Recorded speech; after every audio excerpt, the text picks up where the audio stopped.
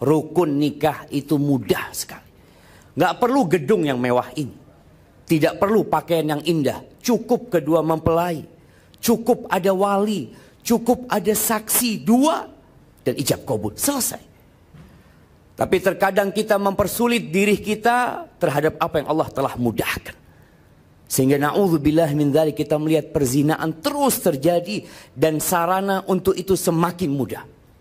Rasulullah SAW mengatakan, ya ma'syaras syabab, wahai kaula muda, man istata'a minkumul ba'a falyatazawwaj. Barang siapa di antara kalian memiliki kemampuan untuk menikah, nggak harus punya rumah menikah, nggak harus punya mobil menikah, nggak harus punya pekerjaan tetap menikah. Tapi yang penting dia harus tetap bekerja untuk memberikan nafkah kepada istrinya. Kata Nabi, segera menikah. Kenapa? Fa innahu aghaddu lil basar wa ahsan lil faraj. Menikah itu akan lebih membantu menahan pandangan mata kita dan kemaluan kita. Faman lam yastati' fa alaihi bisiyam fa innahu lahu wija. Yang enggak bisa nikah, puasa. Kemudian Anda tadi membaca tentang kode etik dokter. Anda rasa Anda tidak perlu memberikan nasihat yang panjang tentang bagaimana Dr. Lutfi menggauli istri, memuliakan istri. Ternyata di dalam kode etik dokter itu ada segala hal yang indah yang kalau dipraktekkan kepada istri, insya Allah sakinah, mawaddah dan rahmah. Menjaga rahasia, menghormati, memuliakan. Dan cukup Nabi kita Muhammad SAW sebagai contoh. Kebanyakan di antara kita menikah tanpa pernah belajar bagaimana menjadi seorang suami. Sang wanita juga tidak pernah belajar bagaimana menjadi seorang istri. Rasulullah SAW mengatakan, khairukum khairukum li ahlih wa ana khairukum li ahli.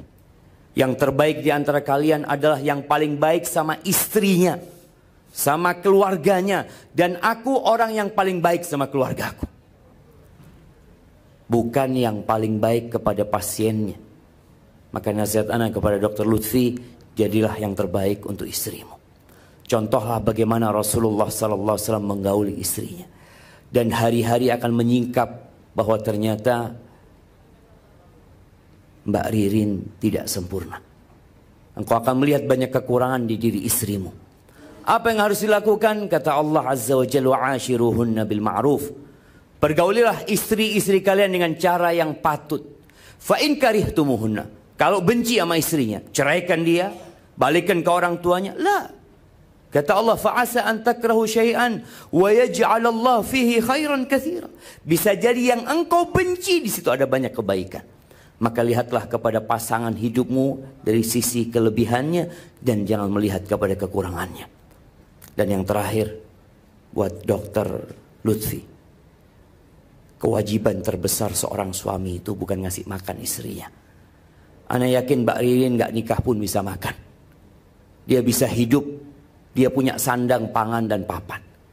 Tapi kewajiban terbesar seorang suami kepada semua yang hadir di tempat ini juga, ketahuilah adalah menyelamatkan istrinya dari api neraka.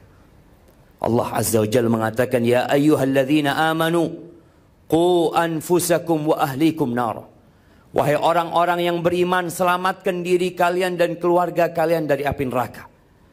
Ketahuilah bahwa semua akan lewat neraka. Allah mengatakan, wa in minkum illa wariduha. Tiada satu pun dari kalian melainkan akan melewati neraka itu. Semuanya akan melewati neraka. Bagaimana jamaah tatkala kita hendak menyeberang jalan yang ramai? Kita bersama istri dan anak kita. Kita akan pegang tangan mereka. Kita akan pegang tangan anak kita. Kita akan mengatakan kepada mereka, semua ikut aba-aba abi. Kalau ingin selamat. Dan jangan sampai seorang suami tertahan untuk masuk neraka gara-gara dia gak baik sama istrinya. Kata Amr bin Qais al-Mullai mengatakan, innal mar'ata la tukhasimu zawjaha yaumal qiyamah. Kelak akan ada seorang wanita yang menggugat suaminya pada hari kiamat. Dia akan mengatakan kepada Allah, ya Rabbi hadza zawji, ini suamiku. Maka ana yu'allimuni wala yu'addibun. Dia nggak pernah ngajarin aku, nggak pernah mengenalkan aku kepada Allah Azza wa Jal, tidak pernah mengajarkan kepadaku perintah-perintah Allah. Innama ya'tini bi khubzis suq. Kerjanya cuma jadi mesin pencari uang. Dia cuma cari uang untuk beli roti, diberikan kepada aku. Dan ingat para suami, jangan berharap masuk surga sebelum engkau mempertanggungjawabkan istrimu. Engkau harus ajarkan kepada istrimu tentang Allah. Ajarkan kepadanya tentang rukun Islam. Ajarkan kepadanya tentang rukun iman. Ajarkan kepadanya bahwa ada satu kitab pedoman hidup yang Allah turunkan, Al-Quranul Karim. Ajarkan kepada istrinya. Sehingga kelak akan ada kebahagiaan buat engkau di dunia dan di akhirat. Adapun buat Mbak Ririn, nasihatku buat dirimu, jadilah engkau orang yang terbaik buat suamimu. Rasulullah SAW mengatakan kepada seorang wanita, "Unzuri aina anti minhu." Lihat bagaimana sikapmu kepada suami. Kenapa? Ini para istri yang ingin masuk surga, lihat bagaimana dia menghormatin suaminya. Innama huwa jannatuki au naruki. Surga dan nerakamu itu ya suamimu. Sebagian wanita, Masya Allah, dia sholat 5 waktu, dia puasa Ramadan, Senin, Kemis, tapi dia tidak bersyukur kepada suaminya, jangan berharap masuk surga. Kata Rasulullah SAW, uritun nar, ditampakkan kepada aku neraka. Fa'idha aktsaru ahlihan nisa, kebanyakan penghuni neraka itu wanita. Kenapa? Mereka nggak sholat, mereka nggak puasa, mereka nggak baca Quran. Ternyata bukan.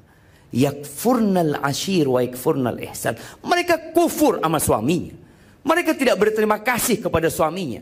Wanita itu pandai melihat kepada kekurangan, lupa dengan kelebihan suaminya. Sampai kata Nabi SAW, "Lau ahsanta ila ihdahunna dar."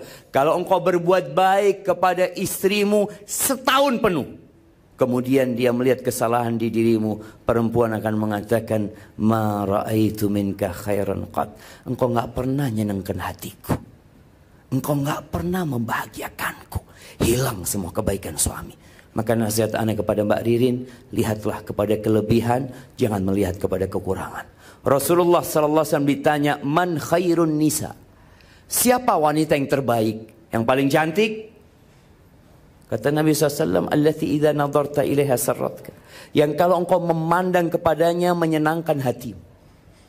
Kita lihat ternyata banyak wanita kalau di rumah tidak menyenangkan hati suami.